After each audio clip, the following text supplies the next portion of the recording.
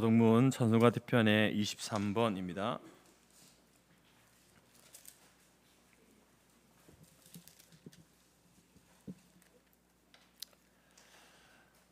시편 43편.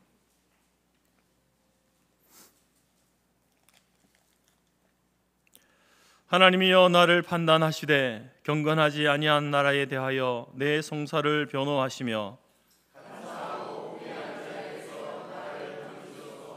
주는 나의 힘이 되신 하나님이시거늘 어찌하여 나를 버리셨나이까.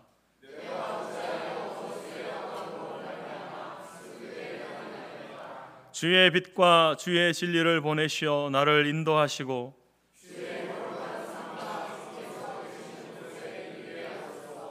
그런즉 내가 하나님의 제단에 나아가 나의 큰 기쁨에 하나님께 이르리이다.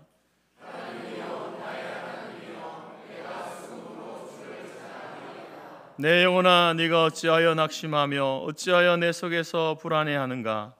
너는 하나님께 소망을 두라. 그가 나타나 도우심으로 말미암아 내 하나님을 여전히 찬송하리로다. 아멘. 자리에 앉으시겠습니다. 찬송가 95장입니다.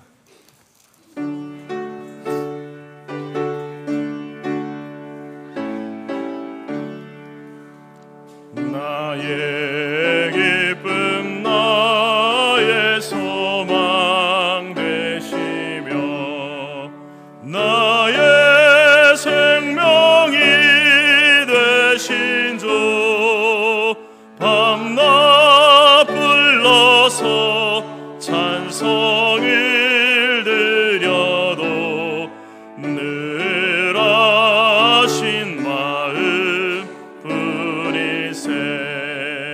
나의 사모하는 선한 목자는 어느 꽃다운 동산에 양의 무리와 늘 함께 하셔서 기쁨을 함께 하실까.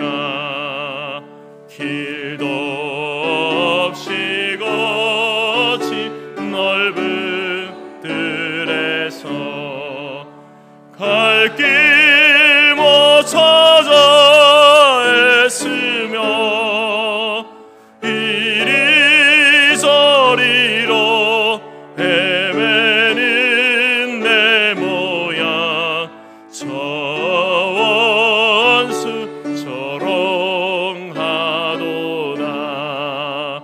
주의 자비롭고 화평한 얼굴 모든 천사도 반기며 주의 놀라운 진리의 말씀에 천지가 화답하도다. 나의 진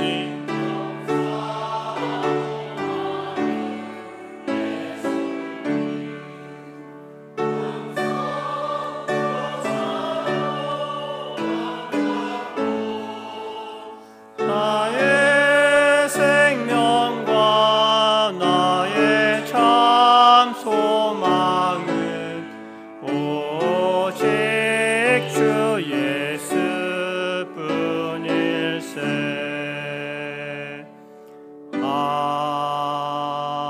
아멘.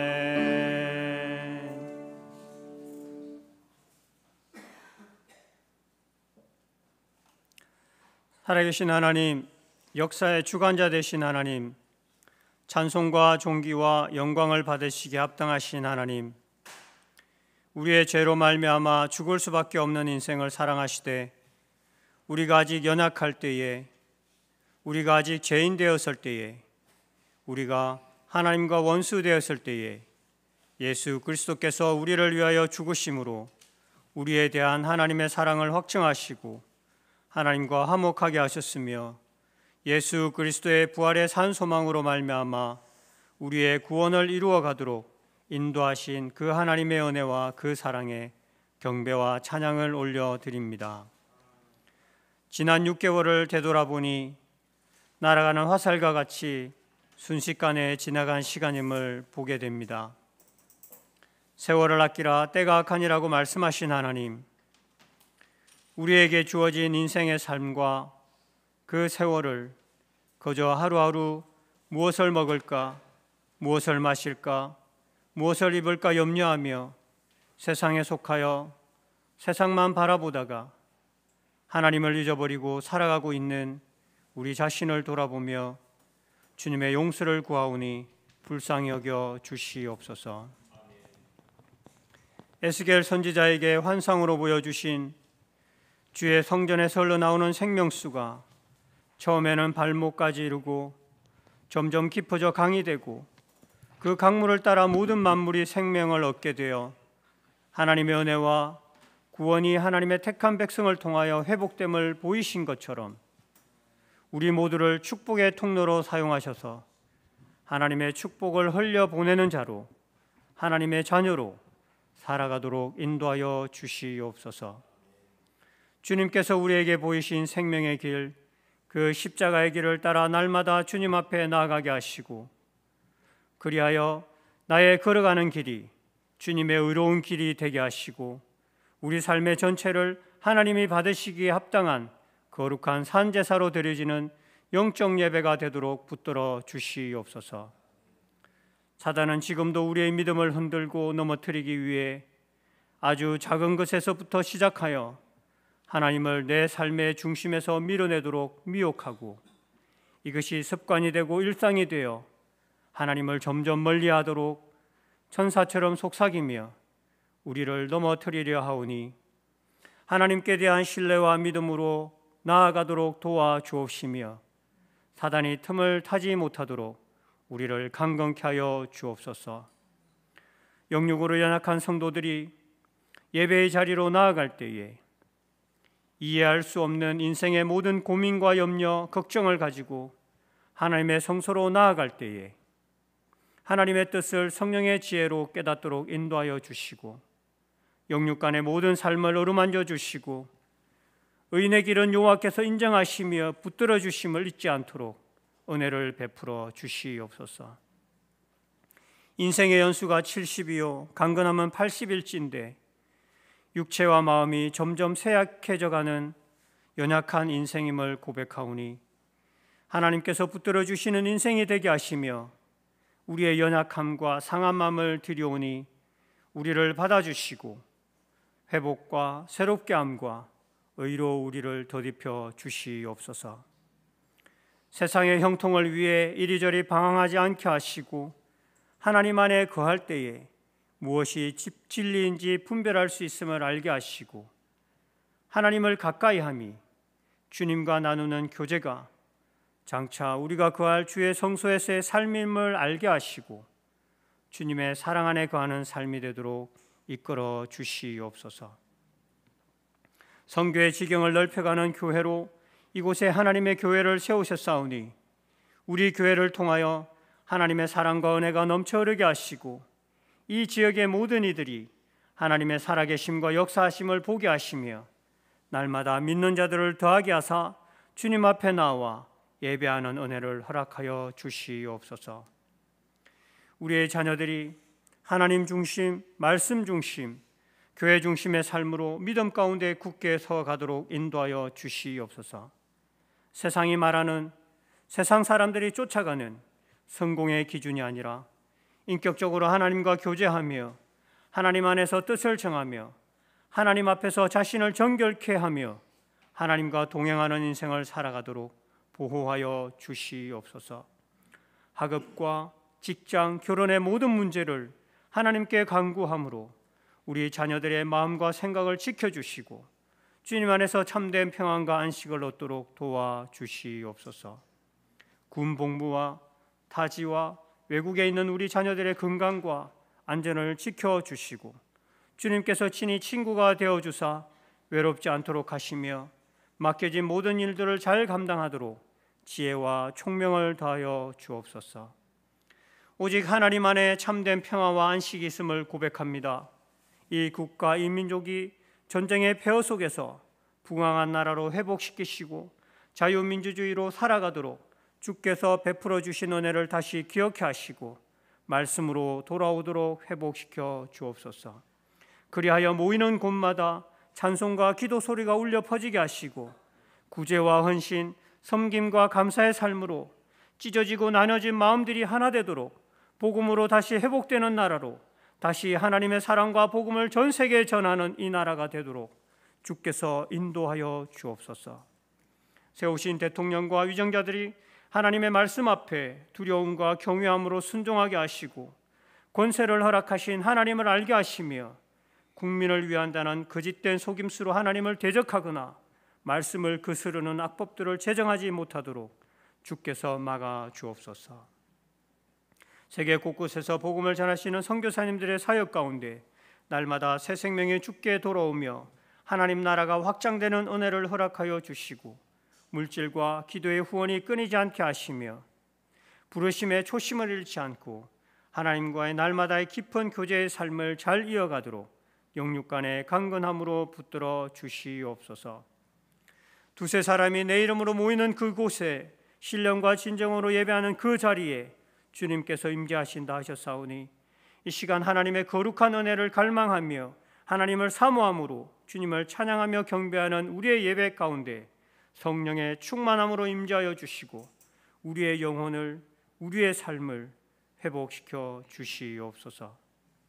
말씀을 전하시는 목사님에게 성령의 권능으로 힘을 더하시고 지혜의 영을 부어주사 말씀을 개언케 하시며 모든 성도가 주의 백성으로서 하나님 마음에 합한 자 되도록 도와주시옵소서. 이 시간 보이지 않는 곳에서 눈물과 기도와 수고로 섬기는 모든 손길들을 기억하여 주시고 그 모든 삶에 감사와 기쁨이 넘치는 삶이 되도록 은혜를 베풀어 주시며 또 그 삶의 지경이 넓어지게 하셔서 그리스도의 향기를 바라는 복된 인생이 되도록 주님 축복하여 주옵소서. 우리를 죄에서 구원하시고 만왕의 왕으로 다시 오실 예수 그리스도의 이름으로 기도드립니다. 아멘.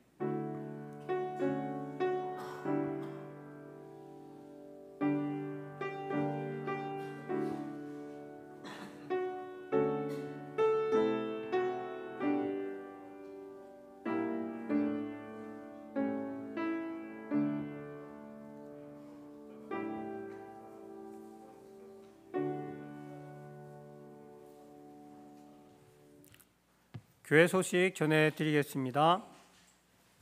하나님은 영이시니 예배하는 자가 영과 진리로 예배할지니라. 주님의 이름으로 환영하고 축복합니다. 서로 인사하시겠습니다. 예배 잘 오셨습니다. 당신 때문에 행복합니다. 당신 때문에 행복합니다. 감사합니다. 6월은 호국보훈의 달입니다. 오늘 우리가 자유와 풍성한 삶을 누리며 살 수 있는 것은 첫째는 하나님의 은혜와 돌보심이요 둘째는 목숨을 바쳐 나라를 지킨 분들이 있었기에 가능한 일이었습니다. 그리스도인의 애국은 기도에서부터 시작합니다. 그리고 기독교적 가치, 즉 자유와 법치, 절대 진리, 하나님의 공의를 지키는 것입니다. 나라와 민족을 위해 간절하게 기도합시다. 그리고 하나님의 뜻을 이 땅에 구현하는 거룩한 도구로 쓰임 받읍시다. 애국은 바른 것을 구하는 기도에서부터 시작됩니다. 오늘은 남녀 선교의 원래 주일입니다. 각 선교회별 기도 및 후원 선교사님들을 참고하여 주시고 식사 후에 정한 장소에서 모여서 우리 선교사님들을 위해서 기도해 주시길 바랍니다. 기도에 대한 자세한 내용은 게시판에 기도 제목들을 참고해 주시면 감사하겠습니다. 모임 안내입니다. 오늘 오후 2시에 전교인 전도를 나갑니다. 복음과 사랑을 전하는 아름다운 손가발이 되기를 기원합니다. 금주 사랑방 목장 모임이 20일 오전 11시에 있습니다. 성경 통독에 대한 시상이 있습니다. 연초에 시작된 성경 통독에 이미 일독하신 분들이 있습니다. 마지막 주일에 전반기 시상식이 있습니다. 마지막까지 힘을 내주시길 부탁드리겠습니다. 총회 목사 계속 교육이 6월 16일 내일부터 18일 수요일까지 부산에서 동행이라는 주제로 진행이 됩니다. 행사 진행을 위한 성도님들의 후원과 기업 후원을 받고 있습니다.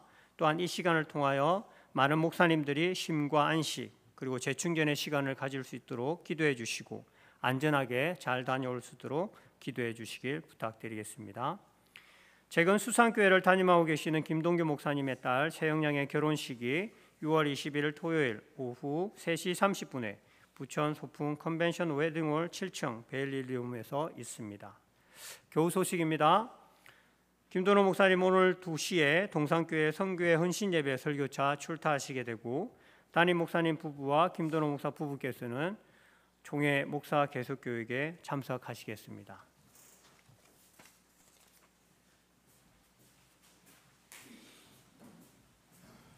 함께 찬송가 321장 우리 찬송하면서 준비한 예물 드리겠습니다.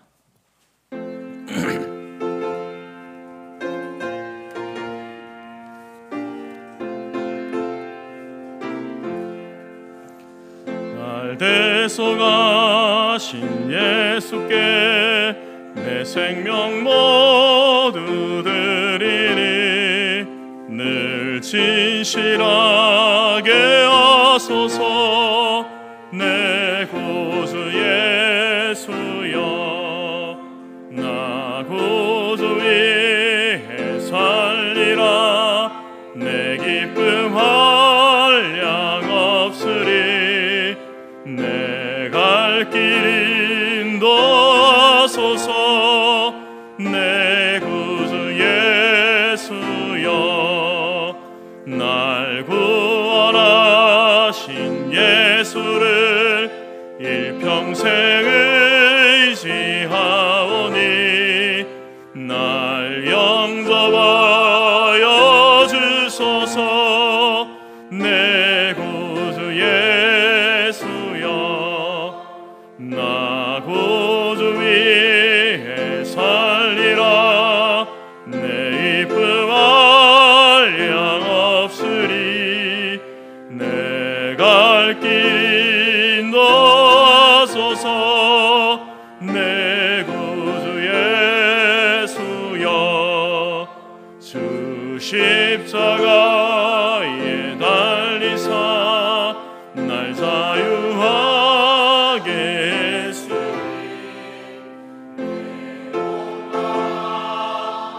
주 위에 다스게 하소서.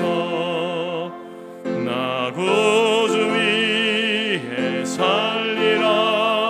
내 기쁨 한량 없으리. 내 갈 길 인도하소서. 내 구주 예수여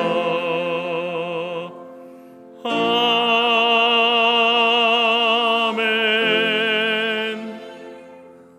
기도하겠습니다. 하나님 아버지 감사합니다. 구원받은 하나님의 백성으로 이 땅을 살게 하신 것 감사합니다. 구원의 은혜를 누리며 하나님의 동행하심과 돌보심 가운데 살게 하신 것도 감사합니다. 그 모든 은혜를 기억하며 감사함으로 주의 성도들이 오늘 이 자리에 또 주님 앞에 주님 존전 앞으로 나아왔사오니 주님 우리를 받으시옵소서. 우리의 찬송과 우리의 기도를 들으시고 우리의 예배를 흠양하여 주옵소서. 주님 앞에 두 손으로 올려드린 이 예물도 하나님께서 기뻐 받아 주옵소서.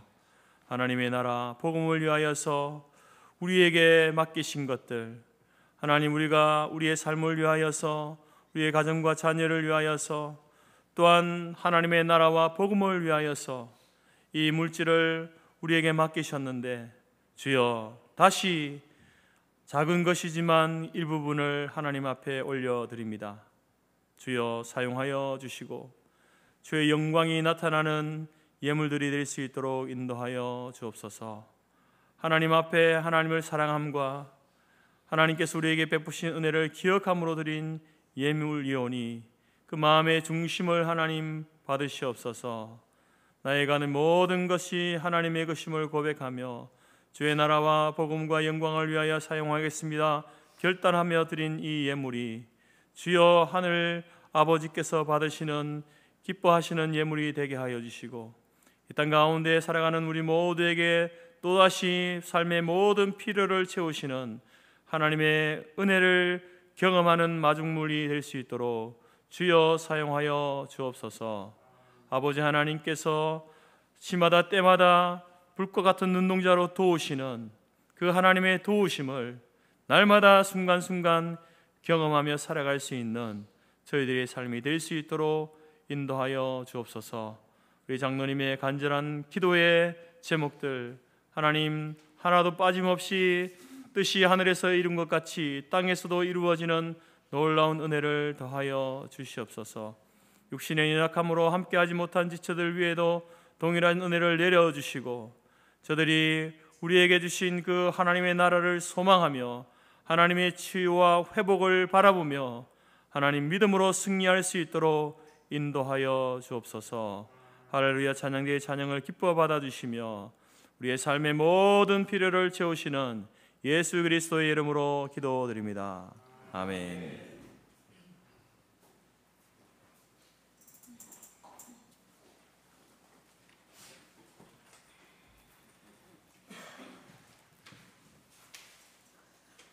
하나님이 우리에게 주신 말씀은 요한복음 5장 2절에서 9절이며 신약 149페이지입니다. 앞 화면에도 있습니다.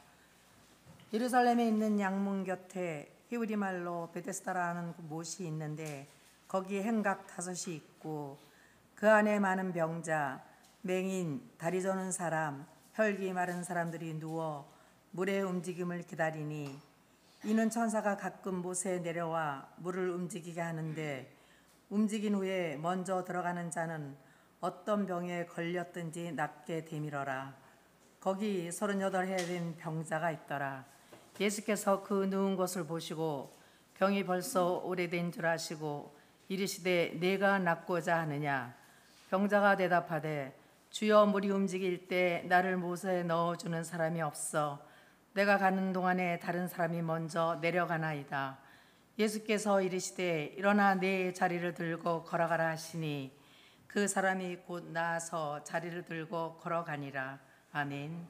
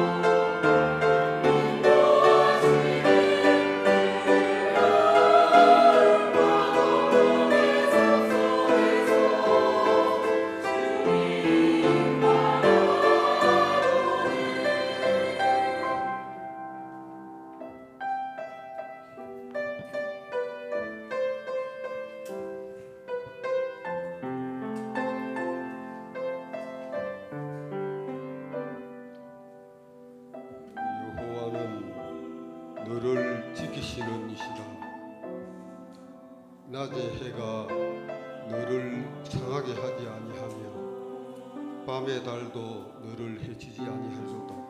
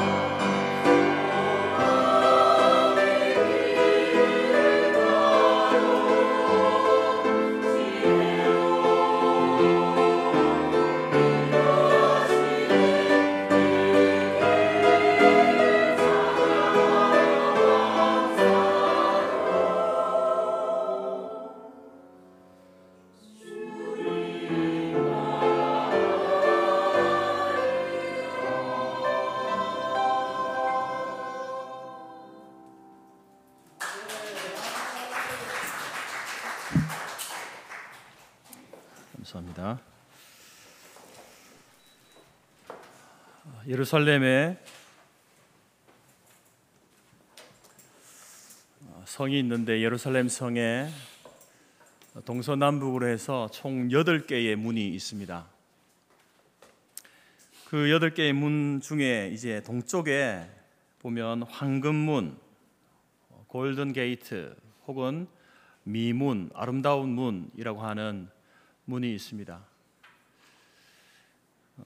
이 문은 이제 성전 뜰로 직접 들어가는 그런 문인데 사도행전 2장에 보게 되면 그 성전에 올라가는 길에 안전뱅이가 그 성전 미문에 앉아서 구걸하는 장면이 나오지 않습니까? 그 문이 바로 그 문입니다. 근데 지금은 이제 그 문은 폐쇄되어 있고 들어갈 수 그 문을 사용하지 않습니다. 유대인들은 이제 예수님이 재림하시면은 그 황금문으로 해서 이렇게 예루살렘으로 들어올 것이다라고 믿고 있습니다. 그래서 그 맞은편에는 감람산인데 거기에는요 유대인들의 무덤이 많죠. 예수님이 재림하시면 그쪽으로 오시니까 먼저 이렇게 부활하려고 이렇게 무덤을 그곳에 이렇게 만들기도 합니다. 그리고 또 하나의 문이 동편에 동쪽에 있는데 또 하나의 문이 있는데 사자문, 사자 라이언, 사자 게이트 혹은 스데반 문이라고 이렇게 불리는 문입니다.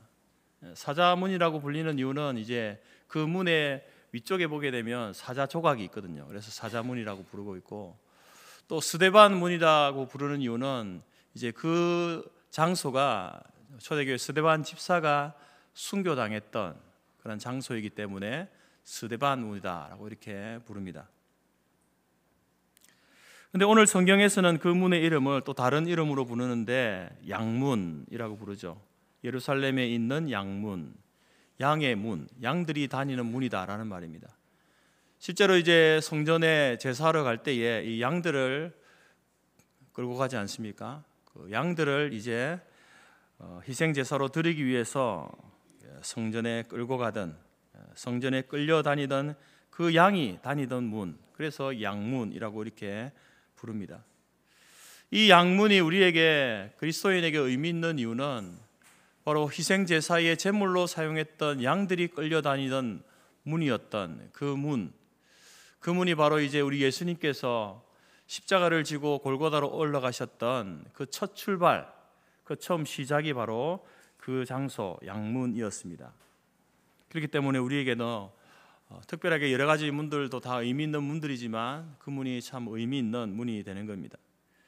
그 양문을 이제 들어서서 안쪽으로 한 30m 정도 들어가면 오른쪽에 안나 교회당, 안나 기념 교회당이라고 이렇게 교회당이 하나 지어져 있습니다. 이 교회당은 이제 주후 1140년경에 이제 다시 재건되어진 교회당인데, 그 교회당이 세워진 이유는 이제 안나는 누구냐면 요아킴과 그 안나 부부의 그 집터가 있던 장소에 이제 기념 교회를 세운 건데, 그 안나는 바로 마리아의 어머니입니다. 예수님의 어머니였던 마리아의 어머니의 집. 그러니까 이제 마리아가 태어난 집이기도 하죠. 그래서 그 교회당 이제 지하에 내려가면은 여기가 바로 그 마리아가 태어났던 장소다라고 이렇게 해놓은 그런 장소가 있습니다. 이 교회당은 이제 여러 번 개축하면서 1140년에 이제 완성되었는데, 아주 높은 돔 형식의 건물입니다. 돔으로 지어져 있으니까 이제 그 안에 들어가서 이렇게 오늘 우리가 할렐루야 찬양대처럼 찬양을 하면요, 아주 소리가 공명이 잘 되어 가지고 누가 불러도 정말 멋진 그런 화음 노래가 되는 것을 보게 됩니다. 저도 이스라엘 여행 갔을 때에 이제 그 교회당을 한번 갔었는데, 같이 갔던 팀들과 함께 찬송을 부르는데 얼마나 화음이 좋은지, 뭐 별로 노래는 못하지만 화음이 좋아가지고 함께 그 주변에 있었던 이 외국인들도 함께 그 찬송을 부르고 함께 이렇게 마지막 같이 하나님께 영광의 박수를 올렸던 기억이 있습니다. 이제 그 교회당 정문을 나서서 맞은편에 앞에 보게 되면 이제 오늘 본문에 등장하고 있는 이 베데스다 연못이 그곳에 있습니다. 이 베데스다 연못은 구약 때부터 있었습니다. 구약 때는 이제 아주 작게 빗물을 받아 가지고 사용하던 그러한 샘물로 이렇게 사용되었던 곳이고, 주전 300년경에 예수님이 오시기 전에 한 300년경에 이제 시몬이라고 하는 대제사장이 이곳을 이제 확장 공사를 하게 됩니다. 그래서 길이가 한 100m, 넓이가 60m, 깊이가 한 7, 8m 되는 남쪽과 동쪽에 두 개의 어떤 큰 연못을 만들어서 이제 이렇게 수로 시설로 사용했죠. 그리고 헤롯 대왕 시절 때에 이제 주전 37년부터 주후 예수님 오시기 4년까지 예수님의 이제 공생애 동안에도 이 헤롯 대왕이 이스라엘을 다스리지 않았습니까? 헤롯 대왕 시절에는 이제 근처에다가 또 새로운 연못을 만들면서, 그때 당시에는 이제 이 베데스다 연못은 병을 치료하는 장소로 이렇게 변하게 되어집니다. 초대교회 교부였던 오리게네스라고 하는 이 교부는 그의 기록에 의하면 이렇게 기록하고 있습니다. 여기에 두 개의 연못이 있었고 사방으로 네 개의 행각과 중앙에 하나의 행각이 있었다.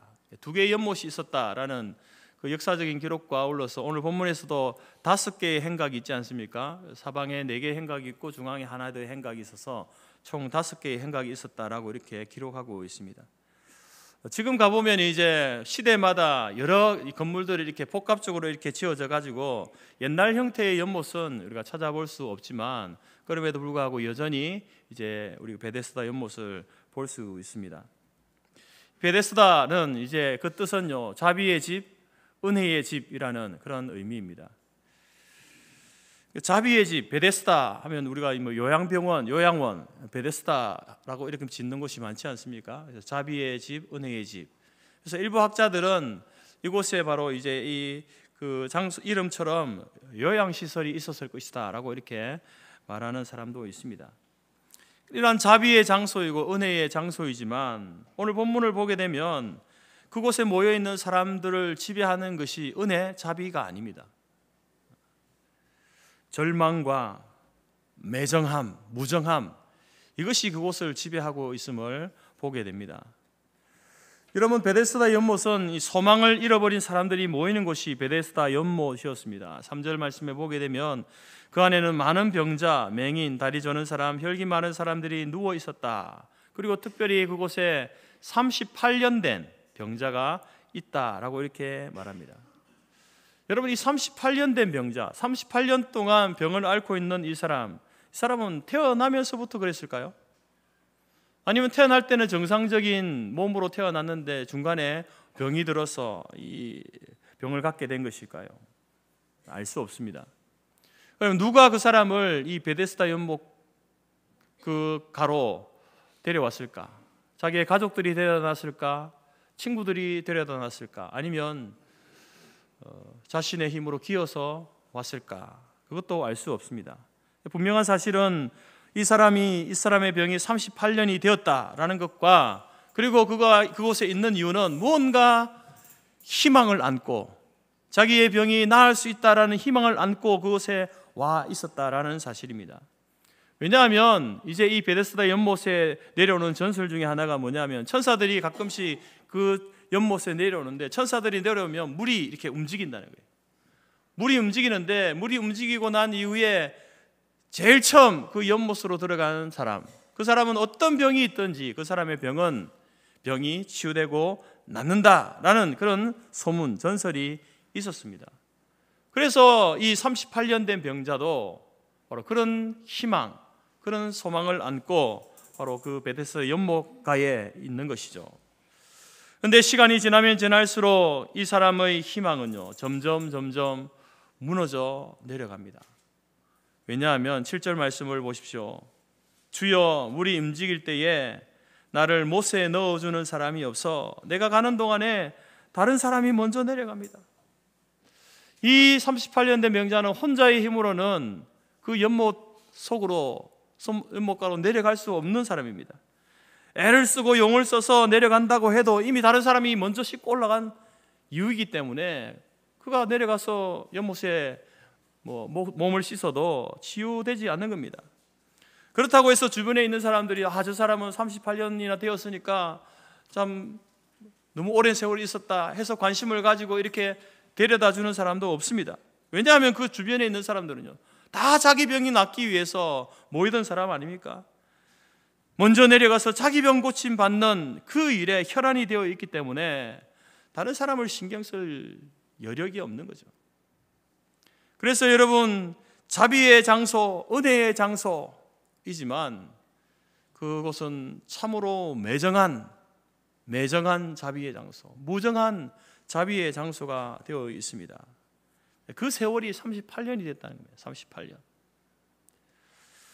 때문에 이 사람에게는 희망보다는 절망이 자리하고 있는 겁니다. 무기력하고 좌절되고 절망이 날이 가면 갈수록 커져가는 그러한 인생이었습니다. 여러분, 우리의 인생 가운데도 우리 모든 사람들은요 그 인생 가운데 이런 절망을 경험하지 않습니까? 누구에게나 절망이라는 것은 있습니다. 특별히 힘없고 돈 없는 사람, 사회적 약자들에게는요 이 절망이라는 단어가 굉장히 친숙합니다. 살아온 과정이 절망으로 점철되어진 인생이었기 때문에 그렇습니다. 그렇다고 해서 여러분, 그러면 힘있고 돈 있는 사람, 권력 있는 사람은 그 인생에 아무런 절망도 경험해보지 못했을 것이다 라고 여러분 생각하시면 안 됩니다. 가난하고 힘없는 사람도 그 인생에 절망을 경험해 본 인생이지만 힘있고 돈 있고 권력 있는 자라 할지라도 그 사람도 그 인생에 절망을 경험해 본 사람입니다.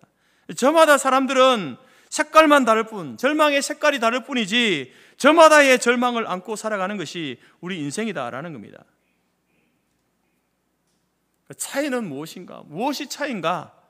그 절망 속에서 소망을 찾느냐 찾지 못하느냐, 절망으로 떠안고 살아가고 있는가, 아니면 절망 중에서도 소망 가운데 소망을 품고 사느냐, 그것의 차이지 누구나 절망을 안고 살아간다는 겁니다.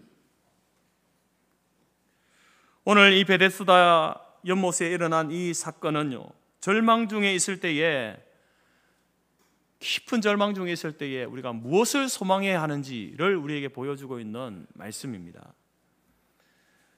오늘 저와 여러분이 깊은 절망 중에 있을 때에 우리는 무엇을 소망해야 하는가? 오늘 말씀을 통해서 두 가지로 말씀을 드리려고 합니다. 첫 번째는요, 깊은 절망 중에 우리가 놓여 있을 때요, 은혜를 소망해야 합니다. 은혜를 소망해야 합니다. 오늘 본문을 보게 되면 유대인의 명절이 되어서 예수님께서 이제 예루살렘에 올라가시는데 바로 그 베데스다, 소위 말해서 양문을 들어가서 베데스다로 이렇게 지나가는 거죠. 베데스다 연못을 지나갑니다.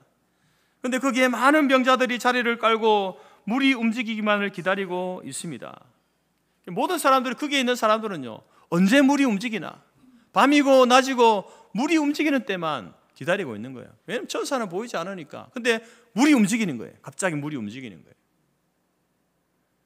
그리고 그때만을 기다리고 그 물에 관심을 가지고 집중하여 있을 그때에 이 38년 된 병자에 대해서는요, 아무도 관심이 없습니다. 그 사람이 38년이 되었는지 전혀 관심이 없습니다. 왜냐하면 모두가 자기 코가 석자인데 누가 누구에게 관심을 줍니까?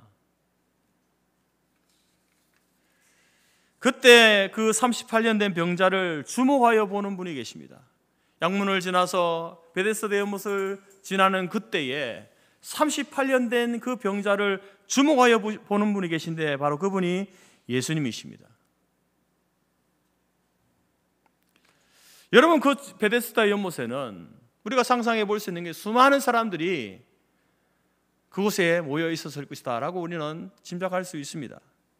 그런데 그 많은 병자들 중에 예수님이 지나가시다가 관심을 주고 주목하여 보신 분이 하필 왜 그 38년 된 병자일까? 하고 많은 병자들 중에 왜 그 사람이었을까? 오늘 성경을 아무리 읽어봐도 그 이유는 모르겠습니다. 찾을 수가 없습니다. 누가 예수님에게 이 사람의 이 딱한 사정을 아는 것도 아닙니다. 아니면 이 사람이 예수님의 제자와 어떤 친분이 있어가지고 예수님과 친분이 있어서 그렇게 해서 예수님께서 그 사람의 관심을 가졌다라는 증거도 아무런 연관성도 찾을 수가 없습니다. 왜냐하면 13절 말씀을 보게 되면요, 이 사람이 이제 예수님 때문에 고침을 받고 나서 자기를 고쳐준 분이 누구인지도 모르는 거예요.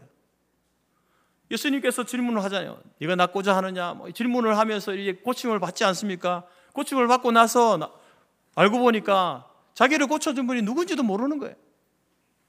어쩌면 예수님과 일면식도 없는 그런 사람이었던 것 같습니다. 나중에 이 사람이 다 나아서 성전으로 자기 발로 걸어 들어갔을 때에 자기를 아는 척하는 분이 있었는데 그때서야 자기가 나음 받은 그것이 예수님 때문이었다라는 것을 알게 되어집니다. 여러분, 우리는 우리의 인생의 깊은 절망을 경험하고 절망 가운데 있을 때에 우리는 세상이 말하는 어떤 성공의 비법, 위기 탈출법, 문제 해결법, 거기에 목을 맬 때가 많습니다. 왜냐하면 그것을 벗어나야 되니까, 이겨내야 되니까, 극복해야 되니까 그런 어떤 다른 사람들이 경험하였던 그 방법, 그 문제 해결법을 우리가 찾고 그것을 통하여서 이제 해결하려고 합니다. 그러나 그렇게 해서 성공한 사람이 과연 몇이나 됩니까? 이상하게 있지 않습니까? 남이 하면 되는데 내가 하면 안 되는 거예요.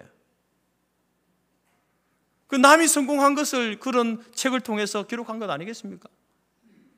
근데 내가 해보면 또 안 되는 거야. 그래서 많은 사람들은 술이나 폭력이나 약물이나 자신의 삶을 흥청망청 그렇게 낭비하는 것으로 그 절망을 피해보려고 하는 거예요. 여러분, 오늘 우리 믿는 사람들 가운데도 이 절망이라는 것이 찾아옵니다. 깊은 절망 중에 우리가 놓여 있을 때가 있습니다. 그때에 찾아야 하는 것은 여러분, 세상 사람들이 말하는 그 노하우 방법이 아니라 바로 은혜를 소망해야 합니다. 은혜. 여러분, 이 은혜라는 말의 의미가 무엇입니까? 구약 성경에서는요, 은혜라는 말을 뭐라고 말하냐면 헤세드라고 말합니다. 헤세드. 헤세드는요, 하나님이 그 하나님의 백성들에게 베푸시는 친절, 호의, 그게 헤세드, 은혜라는 의미입니다. 신약 성경에 와서는요, 이 헤세드를 뭐라고 하냐면 카리스라고 하는데, 이 카리스는 바로 그 하나님께서 자격 없는 자에게 베푸시는 선물을 받을 자격이 없는데 그 자격 없는 자에게 선물을 주는 거예요. 그게 은혜라는 말입니다. 은혜. 오늘 여러분, 이 38년 된 병자, 그가 병고침 받은 이 사건은요, 느닷없이 찾아온 것 아닙니까? 거기 수많은 사람 가운데에 예수님께서 그곳을 지나가다가 하필 왜 그 사람입니까? 자기 자신을 예수님이 주목하여 보신 거예요. 상상치도 못한 일입니다. 자기는 생각지도 못한 일 아닙니까? 자기가 이 병을 나을 수 있는 방법은 딱 하나, 물이 동할 때에 제일 빨리 물속에 들어가서 그 연못에 들어서 몸을 씻는 것, 그게 자기는 자기 병을 치유할 수 있는 유일한 방법이라고 생각해서 38년을 그렇게 살아온 것 아닙니까? 근데 느닷없이 예수님께서 그곳을 지나가다가 그 사람을 주목하여 보시고 네가 낫고자 하느냐? 그렇게 질문하시는 그 예수님을 만나서 하나님의 은혜가, 치유하시는 하나님의 은혜가 그 육신에 임한 것 아닙니까? 은혜가 그런 거예요. 느닷없이 은혜가 임하는 겁니다. 자격 없는 나에게 그런 하나님이 주시는 그 선물, 그 은혜가 바로 오늘 이 38년 된 병자가 누리게 된 은혜 아닙니까?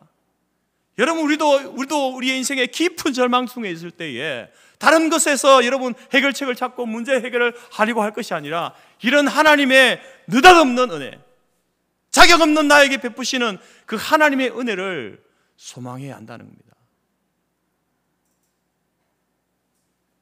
어쩌면 하나님께서 우리를 절망하게 하시는 이유가 바로 이렇게 주님을 찾도록, 느닷없는 하나님의 은혜를 구하고 찾도록 하기 위한 하나님의 처방이 아닐까요?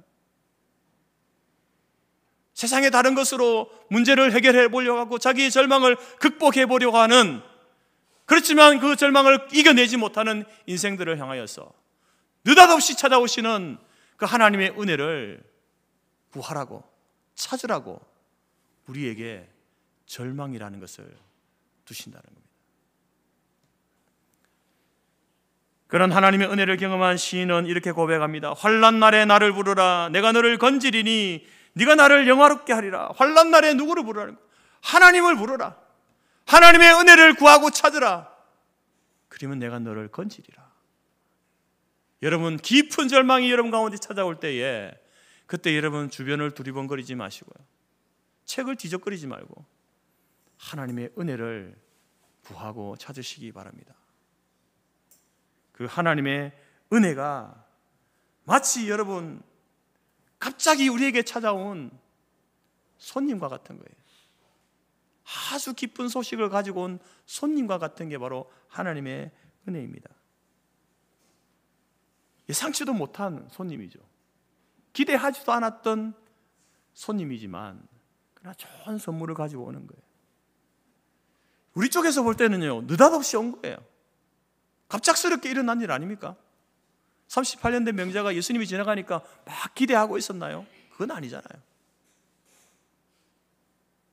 그러나 여러분, 이러한 이 은혜는요, 하나님 쪽에서 볼 때는요, 아주 치밀한 계획과 가운데 진행되어진 구원의 사건입니다. 우리 쪽에서 볼 때는요, 갑작스럽게 찾아온 것이고 느닷없이 찾아온 것이지만, 그러나 하나님 쪽에서 볼 때는요, 치밀하게 계획되어진 구원의 사건인 거예요. 저와 여러분이 깊은 절망 가운데 있을 때에, 저와 여러분들이 하나님의 은혜를 구할 때에 그 은혜는요, 우리에게도 이렇게 찾아오는, 느닷없이 찾아오는 거예요. 그러나 그 때와 그 시간과 그 상황은요, 하나님 편에서 볼 때는요, 가장 적절하고 가장 좋은 치밀한 하나님의 계획 가운데 우리에게 주시는 구원의 은혜다라는 사실을 기억하시기 바랍니다. 때문에 여러분, 깊은 절망 가운데 있을 때에 이런 하나님의 은혜를 소망하시기 바랍니다. 절망의 자리에 계속 머물러 있지 말고, 엉뚱한 데서 여러분 그 문제의 해결을 찾으려고 하지 말고 은혜의 자리로, 소망의 자리로 나아가시기 바랍니다. 여러분, 이 베데스다 연못이 이제 움직일 때가 있는데, 물이 움직일 때가 있는데, 그것은요, 그때는요, 움직이고 나서 한 사람밖에 못 들어가는 거예요. 한 사람만 치유되는 겁니다. 제일 빨리 들어간 한 사람. 근데 이 물이 언제 움직이느냐? 어떤 규칙을 가지고 움직이느냐? 아닙니다. 만약에 매일 밤 11시 59분 59초 그때 움직인다, 그러면 그때 이렇게 매일 한 사람씩 가면 되잖아요. 일주일에 한 번씩 그렇게 된다, 아니면 뭐 한 달에 한 번씩 어느 날 언제 이렇게 된다, 이런 규칙이 있으면 좋겠는데 없습니다. 언제 움직일지 몰라요.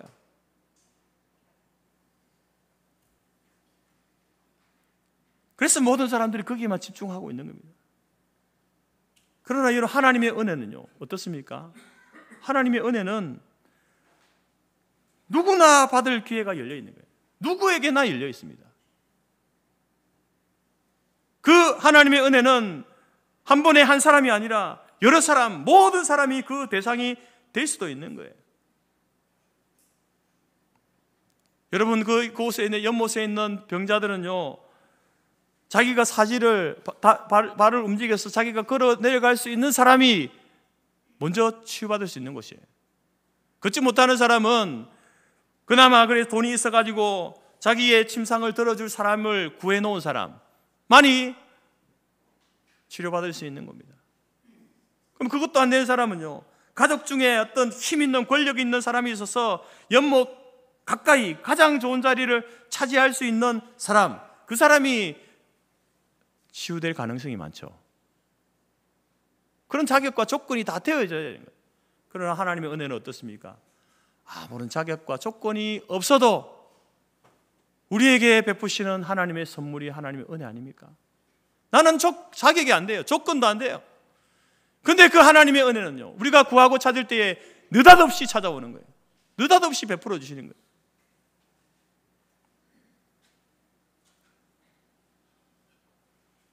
그 하나님의 은혜를 구하는 사람은 가장 절망한 사람일 겁니다. 절망을 경험한 사람, 절망 중에 있는 사람. 세상에서는 그 절망을, 문제를 해결할 길이 없어서, 그래서 하나님을 쳐다보고 하늘을 쳐다보고 하나님의 은혜를 구하는 그 사람에게 하나님의 은혜가 찾아오게 될 줄로 믿습니다. 때문에 여러분, 깊은 절망 중에 있습니까? 절망이 여러분을 지배하고 있습니까? 여러분, 지금 이 시간에 그 하나님의 은혜를 소망하시기 바랍니다. 은혜를 구하고 찾을 때에 하나님의 은혜가 여러분에게도 이 38년 된 병자와 같이 느닷없이 우리에게 찾아오게 될 줄로 믿습니다. 두 번째로, 여러분, 깊은 절망 가운데 있을 때에 우리가 소망해야 되는 것은요, 하나님의 구원의 능력, 구원의 방법이에요. 하나님의 완전하신 구원의 능력, 구원의 방법을 소망해야 합니다. 자, 여러분, 베데스다 연못에 모인 사람들이 생각하는 자기 병을 치유받을 수 있는 방법이 무엇입니까? 물에 들어가는 거죠. 물에 들어가는 거, 연못에 들어가는 거.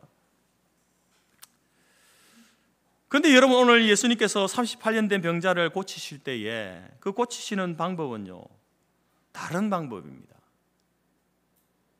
예수님께서 기다리고 있다가 물이 움직일 때 제자를, 그 병자를 빨리 들어서 물속에 빠뜨린 게 아니고요, 다른 방법으로 치유하시는 거예요.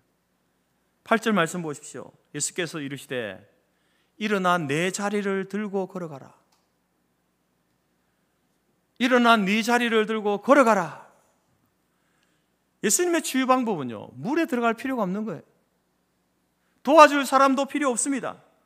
그 예수님 말씀 한마디잖아요. 내 자리를 들고 걸어가라. 그 말씀 한마디에 그는 곧 나아서 자리를 들고 걸어갔다. 들고 걸어가라니까 그 사람이 자리를 들고 걸어간 거예요. 그래서 병이 치유받았습니다. 고침받았다는 겁니다. 여러분, 예수님께서 이 병자를 치유하시는 방법은요, 이전의 방식을 뛰어넘는 방법 아닙니까? 이 당시에도 뭐 민간요법이겠지만 의술이라는 게 있지 않았겠습니까? 병이 들면은 뭐 약을 발라주고 고쳐주고 하는 게 있지 않았겠습니까? 그런 방법으로 하든지, 아니면 오늘 이 천사가 이 연못에 임할 때에 물이 움직이는데 그때 들어가면 낫는다, 그런 사람이 있다더라, 이런 전설, 이런 소문을 듣고 그런 방식으로 자기 병이 나을 것이다 라고 생각했는데, 예수님께서 치유하신 방식은요, 그걸 일반적인 어떤 의술도 아니고 또 그런 어떤 신비로운 방법도 아닌 또 다른 방법으로 예수님께서 치유하신다는 거죠. 오늘 이 38년 된 병자가 새로운 삶을 얻게 된 유일한 단서는 무엇입니까? 말씀하신 대로 일어나 자리를 들고 걸어간 것밖에 없습니다.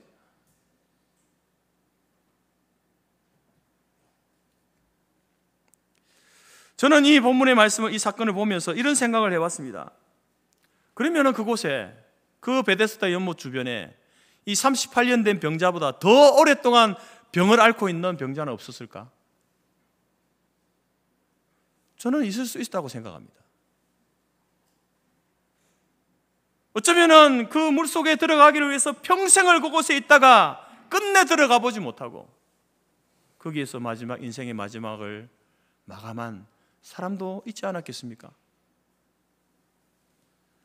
그런데 왜 하필 이 38년 된 이 병자일까? 그리고 예수님께서 고쳐주시려면은, 그러면은 38년 된 병자만 말고 그 주변에 또 정말로 그 간절하게 자기 병이 낫기를 위해서 기다리는 수많은 사람들이 있었을 텐데 그 사람들까지도 좀 고쳐주시지 왜 그 한 사람만 고쳐주셨나? 여러분들이 오늘 말씀도 그렇지만 마태, 마가, 누가, 요한 복음서를 읽을 때에 예수님께서 병자를 고치는 사건들이 나오지 않습니까? 또 이제 귀신 들린 사람의 귀신을 쫓아내는 사건도 나옵니다. 그런 여러분 성경의 기록들을 볼 때에 그 예수님의 치유하시는 사건과 귀신을 내어 쫓으시는 그 사건은 십자가의 그 구원을요 미리 맛보여주는 사건이에요. 맛보기예요. 맛보기, 예고편. 그래서 예수님께서 그런 어떤 치유의 어떤 기적을 어떤 한 사람, 특정한 한 사람에게 행하시고 또 귀신 들린 어떤 특정한 한 사람의 귀신을 내어 쫓아주시는 이러한 사건을 통해서 우리에게 보여주고자 하는 것은 뭐냐? 바로 예수님께서 주실 그 새로운 방법의 구원, 다시 말해서 십자가상에서 이루어질 그 구원의 사건을 보여주고자 하는 그런 의미가 그 속에 담겨 있는 겁니다. 그래서 여러분, 우리는 성경을 읽을 때에 그 사건을 통해서 하나의 현상만 보면 안 되고요, 그 속에 담겨진 의미가 무엇인지를 찾아야 돼요. 왜 예수님께서, 제가 말씀드렸잖아요, 아니 예수님이 사랑의 예수님인데 한 사람만 아니고 거기 있는 사람들 예수님이 지나가시니까 오늘은 예수님이 골든벨을 땡땡땡 쳐서 이곳에 있는 모든 사람의 병을 내가 고쳐주겠다, 그렇게 고쳐주시면 얼마나 좋습니까? 그런데 왜 한 사람만입니까? 한 사람.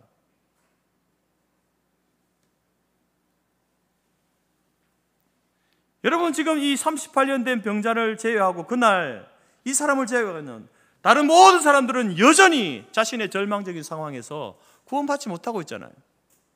여전히 절망 속에 있습니다. 그리고 이 38년 된 병자, 예수님 때문에 고침받은, 일어나 자리를 들고 걸어간 이 사람도 여러분 또 언제 어떤 병이 걸릴지 어떻게 알 수 있습니까? 그럼 이 사람은 죽음이라는 것을 경험하지 않겠습니까? 아니요. 그 인생의 또 어느 순간에 이 사람도 죽었습니다.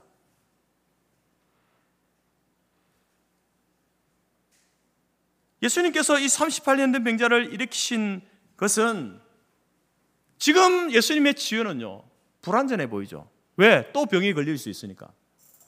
그리고 죽음이라는 것이 그에게 찾아오는 거니까. 그러나 예수님께서 새로운 방법으로 주실 구원의 방법은 바로 이처럼 불안한 것이 아니다. 불완전한 것이 아니다. 아직은 완성되지 않았지만 앞으로 주어질 구원은 다시 우리의 인생을 절망으로 몰아넣는 그런 반쪽짜리 구원이 아니라 완전한, 완성된 구원을 우리에게 주실 것이다 라는 것을 여러분 이런 사건들을 통해서 말씀해 주는 거예요. 그래서 이런 치유와 기적의 사건들은요 어디를 향하고 있냐면은 그 치유와 기적을, 여러분들이 그 치유와 기적을 보지 말고 그 치유와 기적의 사건이 바로 가리키고 있는 것이요 십자가예요. 십자가. 그래서 십자가를 바라봐야 되는 거예요. 그래서 우리는 예수님을 새로운 시대를 여시는 분이다 라고 이렇게 말합니다. 새로운 역사를 써내려가고 새로운 질서를 세워가시는 분이 예수님이라는 거예요. 더 이상 죄와 사망 때문에 절망하지 않아도 되는 새로운 시대를 열어가시는 그 예수님, 그 예수님의 완전하신 구원의 방법을 바로 이 38년 된 병자의 치유 사건을 통해서 우리에게 말씀하고자 하시는 겁니다. 그래서 여러분 깊은 절망 가운데 있을 때 이 병자가 고침받았구나, 그 하나님의 은혜를 경험하는 것도 너무나 중요한, 우리에게 품어야 될 소망입니다. 그 은혜를 소망하는 건 너무나 중요합니다. 그러나 여러분, 우리가 현세에서 그렇게 하나님 내 육신의 병이 있는데 하나님 고쳐주십시오, 하나님의 은혜를 내려주십시오, 치유 은혜를 내려주십시오 해서 치유받았어요. 그런 병 또 안 걸립니까? 그 사람 안 죽습니까? 또 병이 걸릴 수 있잖아요. 그리고 우리에게는 죽음이라는 것이 찾아올 수밖에 없는 인생 아닙니까? 그러면 지금은 병 고침을 받았지만 앞으로 살아가는 인생에 또 내가 언제 병이 걸릴지 몰라서 불안해하고 언제 죽을지 몰라서 불안한 그런 인생인데, 그런 인생의 절망을 또 안고 살아가야 되는 거예요. 그때 우리가 바라봐야 될 것이 무엇인가? 하나님께서 예수 그리스도를 통해서 주시는 구원은 바로 완전한 구원이다. 불완전한 구원이 아니다. 우리에게 앞으로 주어질 그 구원은 완성되고 완전한 구원을 우리에게 주실 것이니, 그래서 지금 겪는 이 불안, 절망, 이것을 그래서 우리는 견디고 이겨낼 수 있는 거예요. 지금은 불안스럽고 지금은 절망의 현장에 여전히 우리가 놓여져 있다 하더라도, 그러나 앞으로 주어질 우리의 구원은 완성되고 완전한 것이기 때문에 더 이상 불안하지 않고 더 이상 절망스럽지 않은 것으로 우리에게 주실 것이기 때문에 그 하나님의 구원의 방법, 구원의 능력을 소망하며 살아가야 된다라는 것입니다. 여러분, 예수님에 대해서 여러분 오해하지 마십시오. 예수님은 우리의 절망을 없애주시는 분이 아닙니다. 절망 자체를 우리에게 없도록 만들어주시는 분이 하나님이 아닙니다. 우리 하나님은요, 우리로 하여금 절망을 이기도록 하시죠. 절망을 이겨낼 수 있도록 합니다. 예수님과 함께 있으면, 예수님을 믿고 예수 안에 있으면 우리가 살아가면서 맞닥뜨리는 절망적인 문제가 더 이상 절망이 되지 않게 하는 거예요. 절망스럽지 않게 만드는 거죠. 왜냐하면 예수님은 모든 절망적인 요소가 우리를 공격해 올 때에 그것을 막아서는 방패가 되시고 피난처가 되시기 때문에 그렇습니다. 그래서 그 예수님과 함께 그 안에 있으면 여러분, 우리는 그 절망을 이길 수 있는 새로운 소망을 갖게 되는 거예요. 히브리서 기자는 이 소망을 영혼의 닷이라고 이렇게 부릅니다. 영혼의 닷. 배마다 닷이 있잖아요. 바람이 불고 물결이 칠 때에 배가 막 흔들리는데 닷을 내리면 어떻습니까? 움직이지 않고 그곳에 고정되어 있잖아요. 그래서 그 소망이 우리의 영혼의 닷이다. 우리의 영혼이 깊은 절망 가운데 이리저리 흔들리고 왔다 갔다 할 때에 그 소망을 갖고 있으면요, 마치 영혼의 닷을 깊이 내린 것과 같이 흔들리지 않는, 물결에 요동치지 않는 그런 인생으로 살아갈 수 있다라고 말합니다. 우리가 이 소망을 가지고 있는 것은 영혼의 닷 같아서 튼튼하고 견고하여 휘장 안에 들어가나니. 여러분, 우리는 앞서 첫 번째 말씀드린 것처럼 하나님의 은혜를 찾고 구하여서 하나님의 은혜를 경험한 사람들 아닙니까? 느닷없이 찾아온 그 하나님의 은혜를 우리는 이미 한번 경험한 사람들입니다. 그런데도 우리 안에 여전히 절망이라는 단어가 남아있는 거예요. 왜 우리 안에 하나님의 그 은혜를 경험했는데 왜 아직 절망이라는 것이 남아있을까? 그 이유는요, 아직도 우리가 예수 그리스도의 십자가의 승리를 알지 못하고 그것을 온전히 믿지 못하기 때문일 겁니다. 절망을 절망으로 가지고 느끼고 품고 살아가는 사람은요, 아직 예수님이 주신 십자가의 승리의 의미를 정확하게 알지 못하거나 믿지 못하기 때문에 그래요. 아프리카 밀림지대에 파견된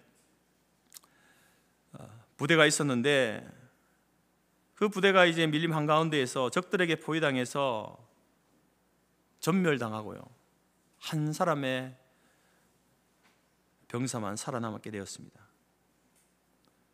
그래서 이제 본대에서는 그곳에 모든 부대원들이 다 전멸을 했을 것이다, 모두 죽었을 것이다 라고 생각했습니다.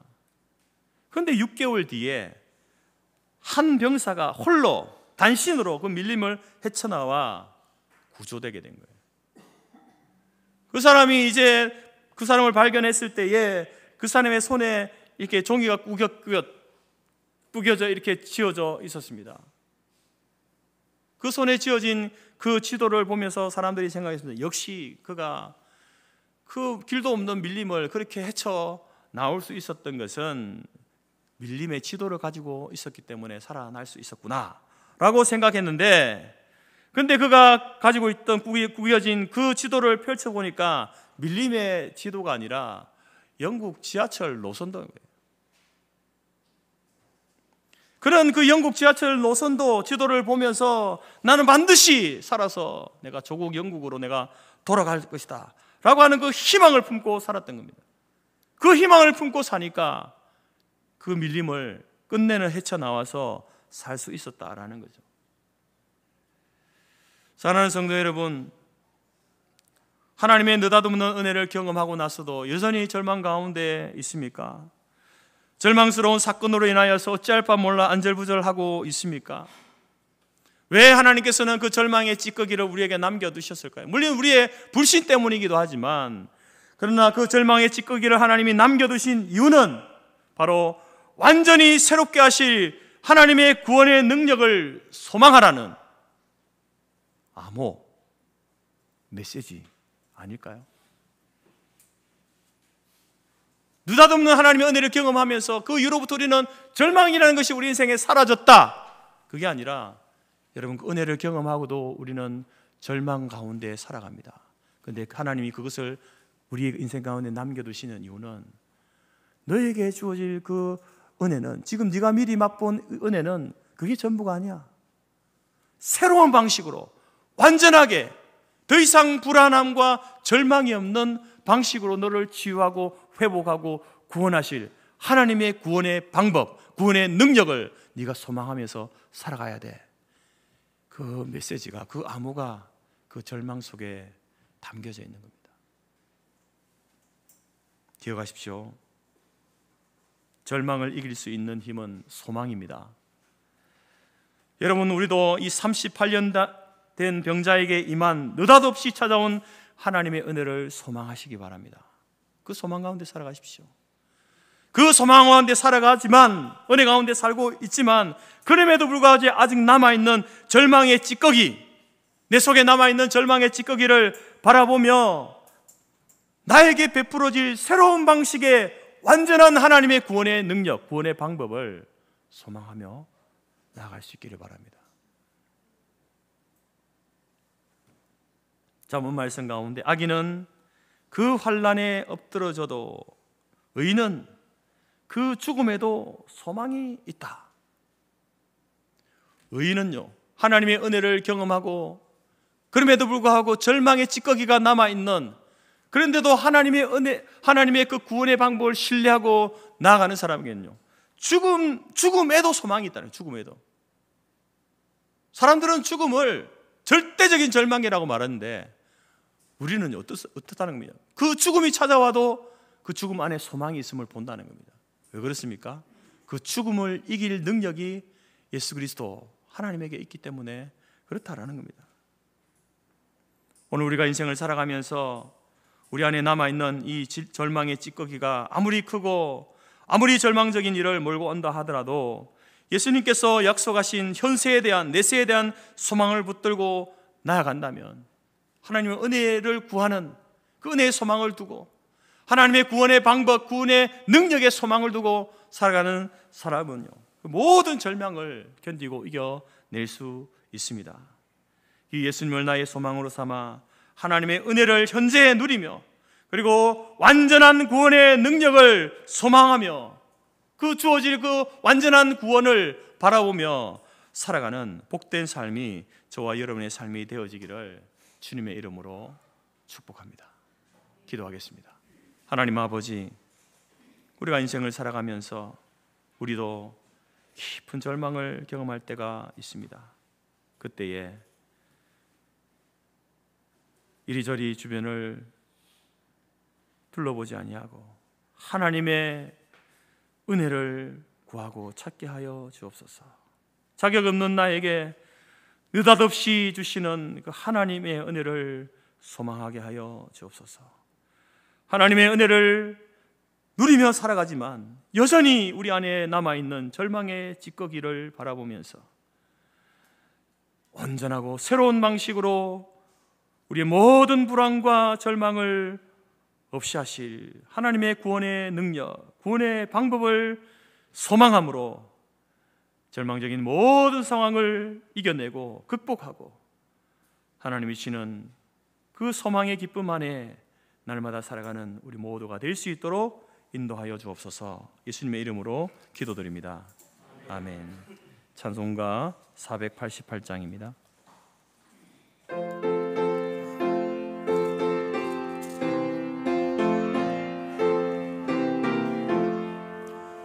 이 몸의 소망 무언가 우리 주 예수 뿐일세.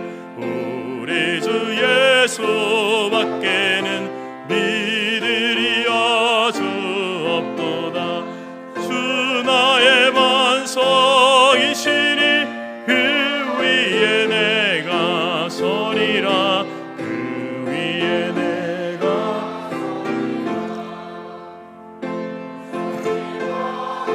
푸른 밤 물결이 높이 설렐 때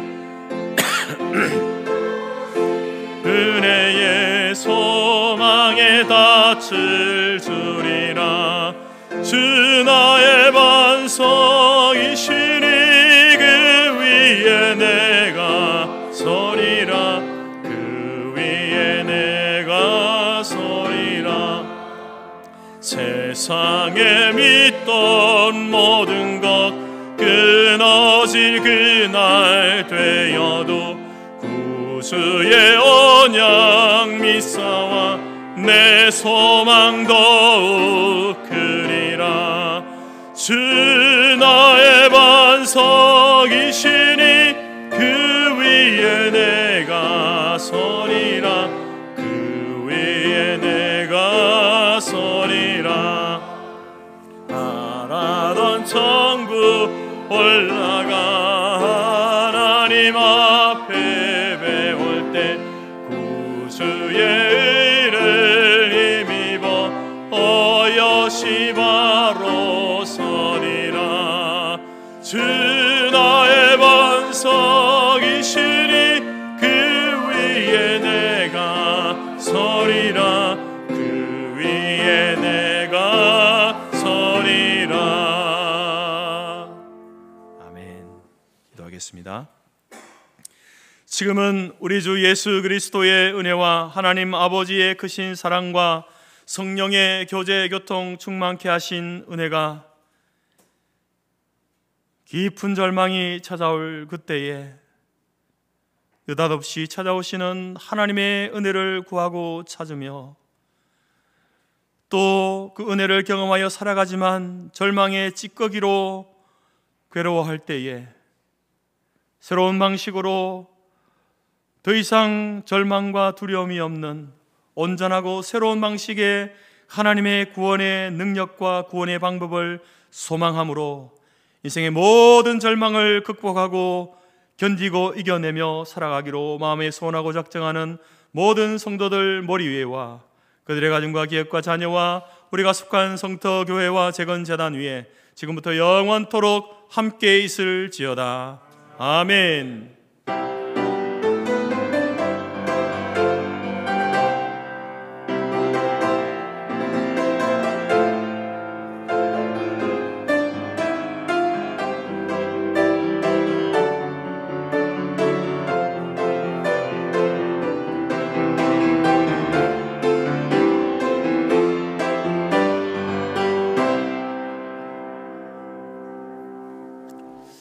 예배를 마쳤습니다. 내려가셔서 식사 교제 나누시기 바랍니다.